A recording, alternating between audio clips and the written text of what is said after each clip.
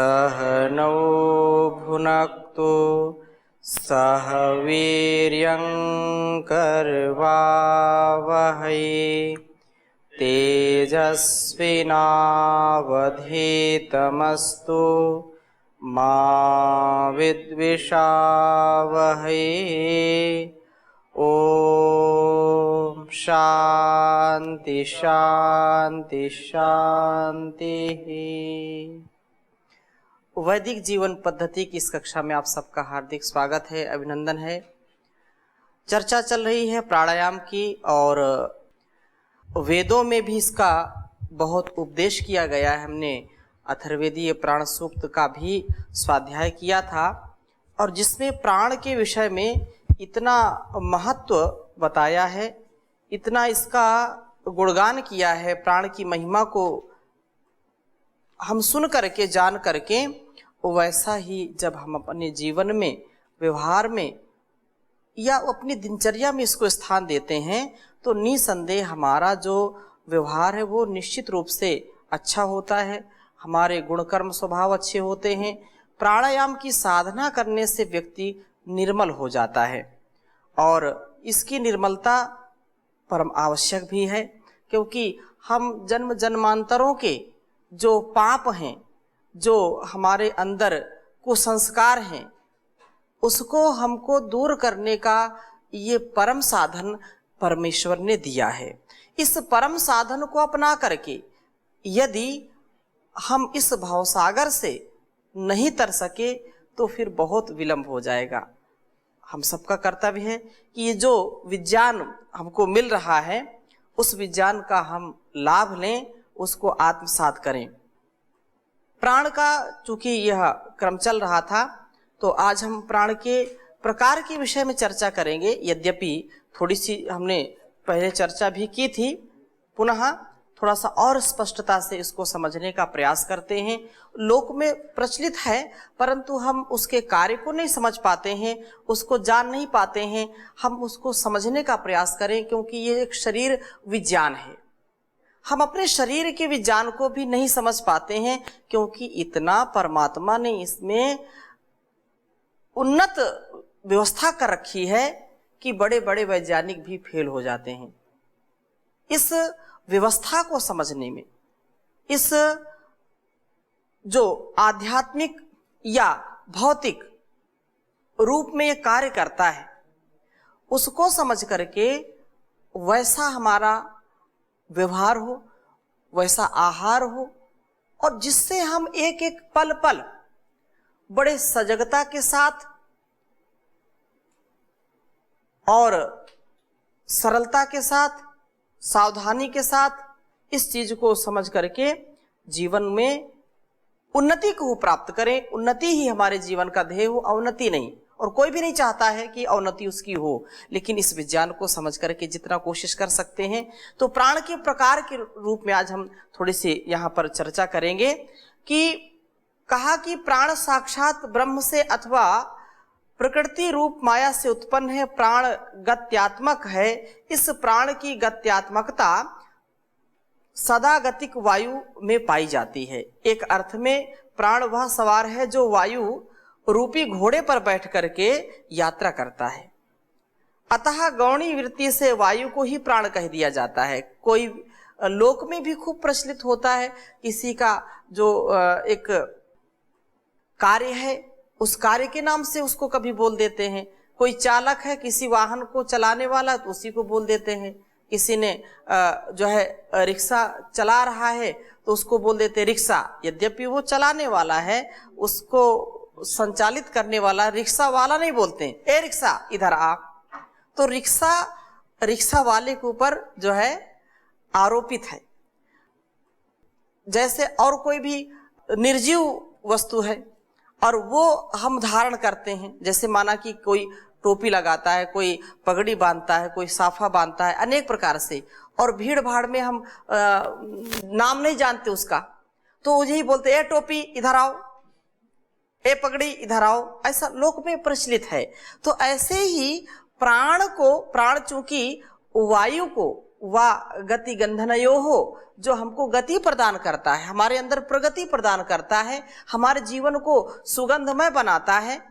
तो वैसे इस प्राण को जान करके समझ करके, इसीलिए इसको वायु के समान कहा है। वो गतिमान है, गति करता है, और वायु उसका एक साधन है, तो उस साधन के रूप में उसको प्राण बोल देते हैं।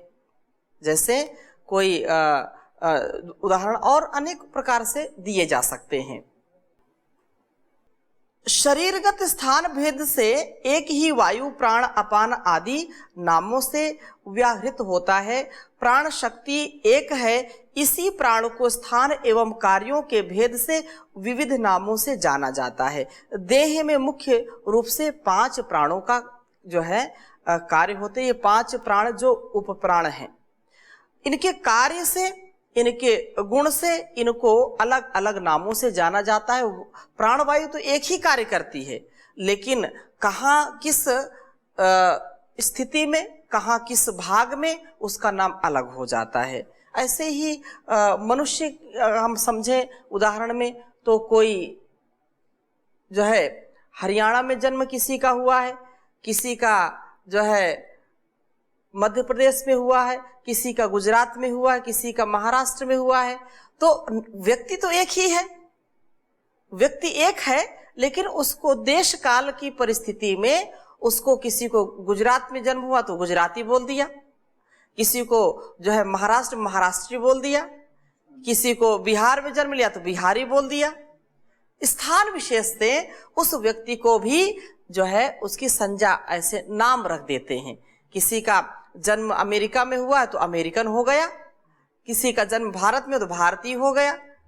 ऐसे ही यहाँ पर व्यक्ति एक है, पुरुष एक है, और उसके यहाँ जैसे हमारे शरीर के अंदर प्राण तो एक ही है, और उसके उपप्राण की जो हम चर्चा कर रहे हैं, वहाँ तो कार्य तो एक ही जैसा हो रहा है, लेकिन उसमें गुण कर्म कुछ अलग हो गए, उसका स्थान जो देश है वो अलग हो गया, इसलिए उसके नाम भी अलग हो गए हैं। ये खूब प्रसिद्ध है। फिर भी जो लोग पहली बार सुनेंगे, या हम कई बार उसी बात को जब ध्यान से नहीं सुनते हैं तो ऐसे ही बस सिर से ऊपर निकल जाता है। हम उसका जब ध्यान करते हैं, गौर से सुनते हैं, तो उसका ज्ञान हमारे अंदर, उसका विशेष स्थान हो जाता है, हमको स्मरण हो जाता है। तो प्राण जो मुख्य है और पंच प्राण की जो अवस्थिति है तथा उसके कार्य क्या है, उसकी हम यहाँ चर्चा करेंगे। इनके कार्य क्या है और स्थान क्या है, इस दृष्टि से हम समझने का प्रयास करेंगे। प्राण, अपान, उदान, समान, व्यान। एक बार उच्चारण करें। प्राण, अपान, उदान, समान, व्यान। ये 5 प्राण हैं। और कार्य की दृष्टि से हम जब प्राण की बात करें तो शरीर में कंठ से हृदय पर्यंत, कंठ से लेकर के हृदय तक जो वायु कार्य करता है उसे प्राण कहा जाता है जी, कंठ से हृदय तक। और इसका प्रमुख कार्य क्या है?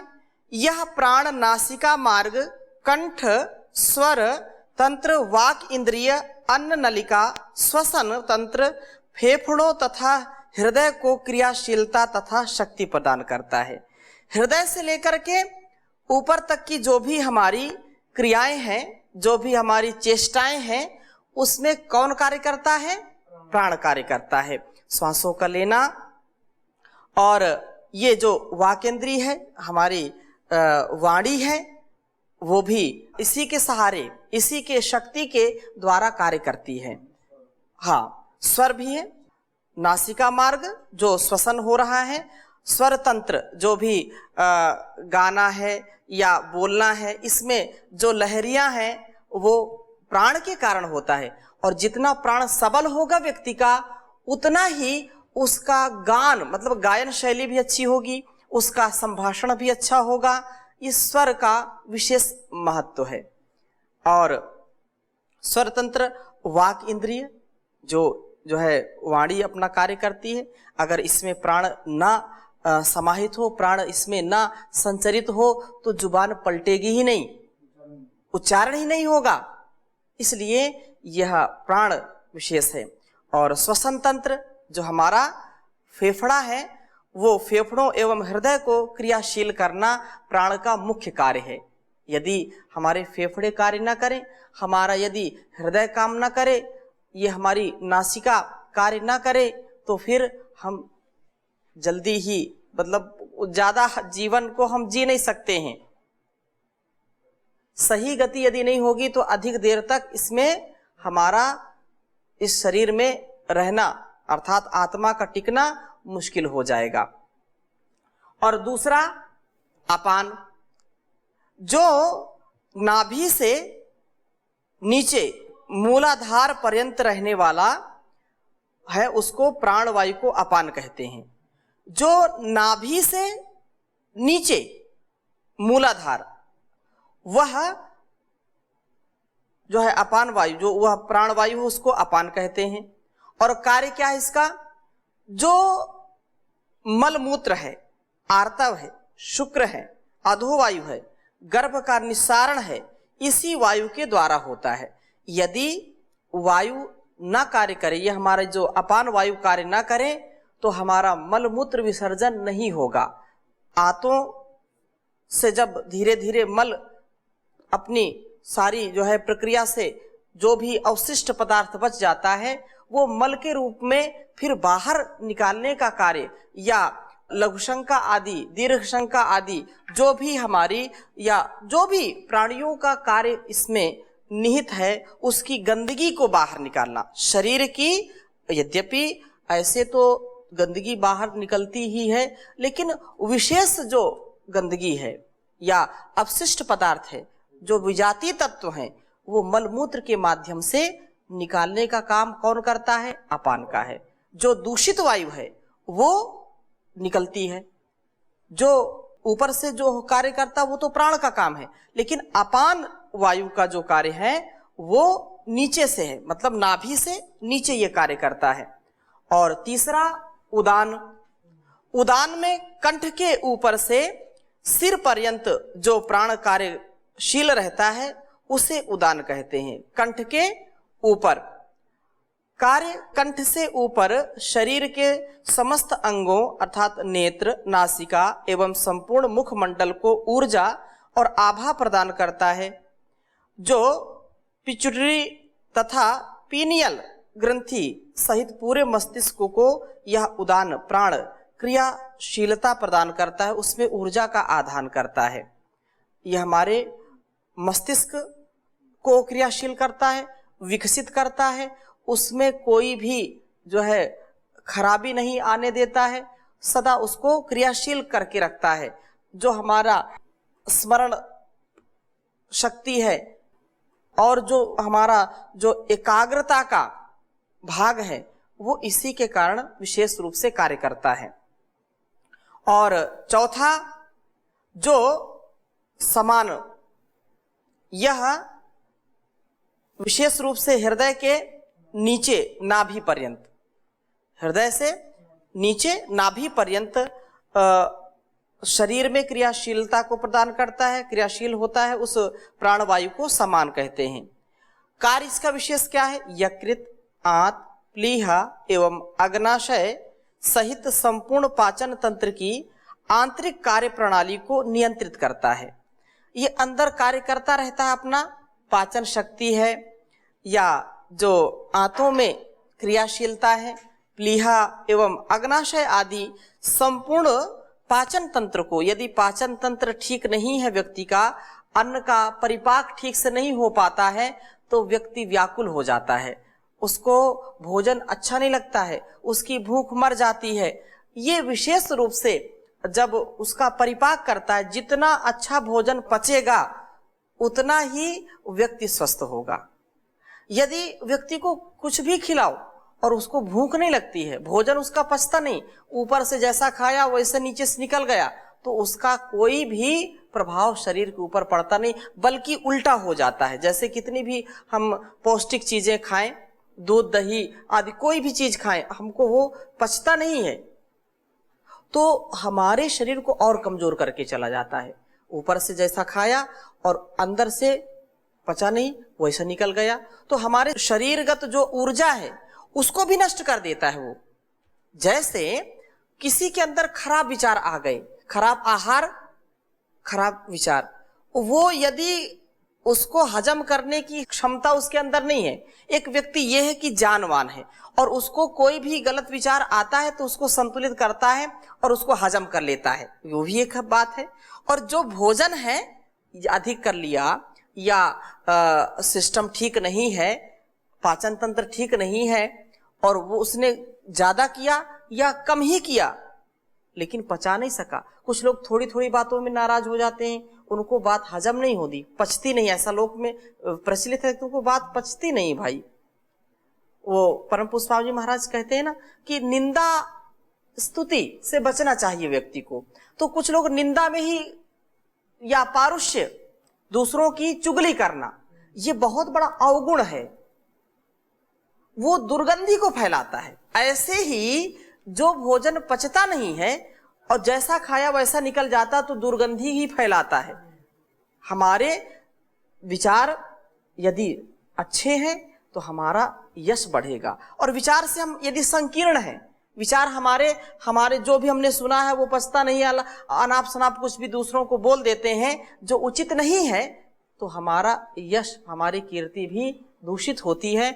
ऐसे ही इस सिस्टम से जो समान प्राणवायु, जो समान जिसको कहते हैं, वो हमारे भोजन का जो है परिपाक करता है, पाचन तंत्र को सबल बनाता है और प्लीहा आदि, अग्नाशय आदि को स्वस्थ रखता है, आंतरिक कार्य प्रणाली को नियंत्रित रखता है। और पांचवा व्यान। तो जो व्यान है ये जीवनी प्राण शक्ति को पूरे शरीर में व्याप्त करता है। कार्य इसका क्या है? यह वायु शरीर की समस्त गतिविधियों को नियमित तथा नियंत्रित करता है, सभी अंगों, मांसपेशियों एवं नाड़ियों को क्रियाशील करता है। ऊर्जा एवं शक्ति यही व्यान प्राण प्रदान करता है। शरीर में ऊर्जा का संचार, क्योंकि पूरे शरीर में इसका अधिकार है, पूरे शरीर में ये कार्य करता है, इसलिए सारे अंगों को, सारे मांसपेशियों को, तंतुओं को, संधियों को, जहां जहां जोड़ होते हैं उनमें शक्ति प्रदान करता है। और जोड़ यदि कमजोर है तो व्यक्ति चलने में भी उसको पीड़ा होती है, उसको कोई वस्तु उठाने में भी पीड़ा होती है। तो जितने जोड़ मजबूत होंगे उतना ही व्यक्ति अधिक कार्य करने में सक्षम होता है, अधिक देर बैठने में सक्षम होता है और अधिक भार ढोने में भी वो सक्षम होता है। क्योंकि जोड़ यदि ठीक नहीं है, मोड़ तोड़ ठीक नहीं है, तो फिर उसको परेशानी होती है। तो इस प्रकार से संधियों एवं नाड़ियों को क्रियाशील करता है, ऊर्जा शक्ति प्रदान करने वाला यह व्यान प्राण ही है। इन पांचों प्राणों के अतिरिक्त शरीर में जो है और भी कुछ प्राण होते हैं, जिनको देवदत्त, नाग, कृकल, कूर्म एवं धनंजय नामक 5 उप प्राण हैं, जो क्रमशः जैसे छींकना है, छींक आती है, पलक झपकना, जम्भाई लेना, खुजलाना, हिचकी लेना आदि क्रियाओं को संचालित करते हैं। कितनी व्यवस्था इस शरीर में परमात्मा ने की है, लेकिन हमने कभी उसका ध्यान नहीं दिया, कभी उसको विचार नहीं किया, कभी उसके कार्य प्रणाली को समझने का प्रयास नहीं किया। लेकिन उस ईश्वर ने इस शरीर को बनाया, ये बहुत बड़ा विज्ञान है अपने आप में। हम बाहर की खोज तो करते ही रहते हैं, कभी कभी अपने अंदर क्या क्या कार्य हो रहे हैं, कैसे ये शरीर कार्य कर रहा है, कभी इसका भी विचार हमको करना चाहिए। और ये शरीर कार्य कैसे कर रहा है, हम इसमें क्या और अच्छा कर सकते हैं जिससे यह अच्छी गति, अबाध गति से आगे बढ़ता रहे, इसमें शिथिलता ना आए। तो इसका देवदत्त, नाग, कृकल आदि ये तो एक बार उच्चारण करेंगे। देवदत्त, नाग, कृकल, कूर्म, धनंजय, ये 5 उप प्राण हैं। जैसे हमने अभी पढ़ा, प्राण, अपान, उदान, समान, व्यान, ये 5 प्राण हैं और वो उपप्राण है, पंच प्राण उपप्राण है। वो जैसे इनके कार्य हमने बताए वैसे ही इनका स्थान और कार्य जो है देवदत्त है। वो क्रम में थोड़ा सा अनेक पुस्तकों में अलग अलग मिल सकता है, तो उसका आप ध्यान न दें। नाग, कृकल, कूर्म, देवदत्त, धनंजय अलग अलग क्रम हो सकता है। तो यहाँ पर जो है देवदत्त है, तो देवदत्त ये जो है आकाश तत्व है और स्थान इसका नासिका है। इसका स्थान क्या है? नासिका है। इसका कार्य क्या है? अंगड़ाई और छींक आना। अंगड़ाई, और जब अंगड़ाई आती है या छींक आती है तो वहां पर यह उपप्राण कार्य करता होता है देवदत्त। ठीक है। और इसी प्रकार से नाग, जो नाग उपप्राण है, वायु तत्व है और इसका स्थान मुख से हृदय तक। नाग का स्थान क्या है? मुख से हृदय तक। इसका कार्य है जैसे डकार आना, हिचकी आना, ये नाग उपप्राण का कार्य है, डकार आना और हिचकी आना। इसी प्रकार से कृकल, कृकल तत्व अग्नि है और यह कंठ से कपाल मध्य तक, कंठ से लेकर के कपाल मध्य तक। इसका कार्य क्या है? भूख व प्यास लगना। भूख और प्यास का जब अनुभव होता है तो वहां पर कौन सा प्राण काम करता है? कृकल। और इसके बाद जो है कूर्म, जो पृथ्वी और पलकों में इसका स्थान है। पलकों को झपकना, पलकों को झपकना इसका कार्य होता है। और इसके बाद अंतिम बचा धनंजय, इसका विशेष कार्य है। इसका कार्य ये है, ये जल तत्व है और संपूर्ण शरीर में इसका अधिकार होता है। जैसे व्यान का संपूर्ण शरीर में कार्य होता है, उसी प्रकार से जो धनंजय उपप्राण है, इस धनंजय उपप्राण का संपूर्ण शरीर में स्थान होता है, अर्थात ये पूरे शरीर में कार्य करता है। कार्य इसका क्या होता है? ये जब व्यक्ति का देहांत हो जाता है, वो प्रयाण कर जाता है यहाँ से, उसकी मृत्यु हो जाती है, तो मरने के पश्चात भी शरीर की कांति को कुछ अवधि तक बनाए रखना। शरीर की तुरंत कुछ ऐसे जो लोग होते हैं कि उनका चेहरा वैसा, ऐसा लगता है कि सो रहे हैं। उनकी जो है जो आकृति होती, मुखाकृति, आभा जो होती है वो नष्ट नहीं होती है। तो कुछ समय तक यह कार्य करता है धनंजय। धनंजय उपप्राण उसकी कांति को बनाए रखता है कुछ समय के लिए, और कुछ अवधि तक बनाए रखना या फिर शरीर में उभार लाना, शरीर को जो है नष्ट करना, क्योंकि उसमें फिर अनेक विकृतियां होने लगती हैं। जैसे प्राण निकल गए, फिर उसमें विकृति का कार्य जो है धनंजय, अर्थात उसमें उबार लाना। जैसे शव है तो फिर उसमें फूल जाना, सड़ाना, ये उसका फिर उसको अपने व्यवस्थित करना, ये इन प्राणों का विशेष कार्य होता है। और भी हम समझने का प्रयास करते हैं कि जो प्राणमय कोश होता है, तो उसको भी यहाँ पर हम समझ लेते हैं कि कोश के विषय में भी हमको थोड़ा सा ज्ञान होना ही चाहिए। देह में स्थित पंचकोश, इसको कैसे समझेंगे? तो इसमें एक बार लिख लीजिए इसको। जो पंचकोश होते हैं, जैसे पंच प्राण हो गए, पंच उपप्राण हो गए और पंच कोश हो गए। इतना ज्ञान तो, सामान्य ज्ञान तो हमको होना ही चाहिए। हमारे शरीर में जो परमात्मा ने व्यवस्था की है उसका ज्ञान हमको हो। और यहाँ हमारे ऋषियों ने भी इसको कहा है। पहला है अन्नमय कोश।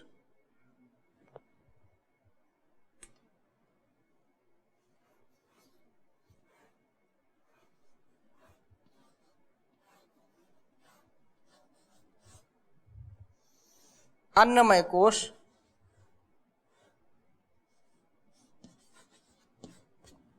दूसरा है प्राणमय कोश,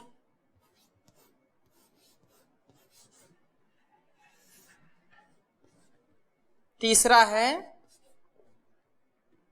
मनोमय कोश।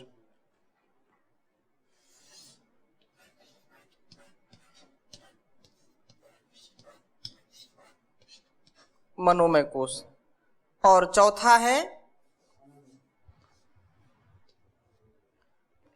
विज्ञानमय कोश।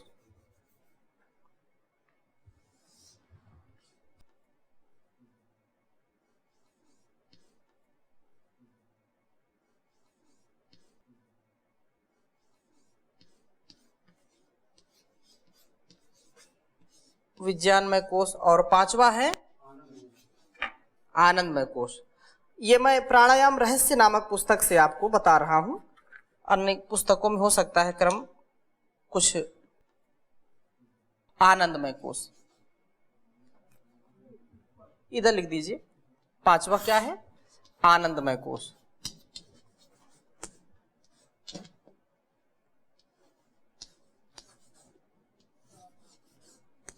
आनंदमय कोश। तो इन पांचों कोशों की हम चर्चा अगली कक्षा में करेंगे। अभी केवल इतना ही समझ लीजिए, एक बार उच्चारण कर दीजिए। अन्नमय कोश, प्राणमय कोश, मनोमय कोश, विज्ञानमय कोश, आनंदमय कोश। अब यहीं पर विराम देते हैं, शेष चर्चा अगली कक्षा में। ओम शांति शांति शांति।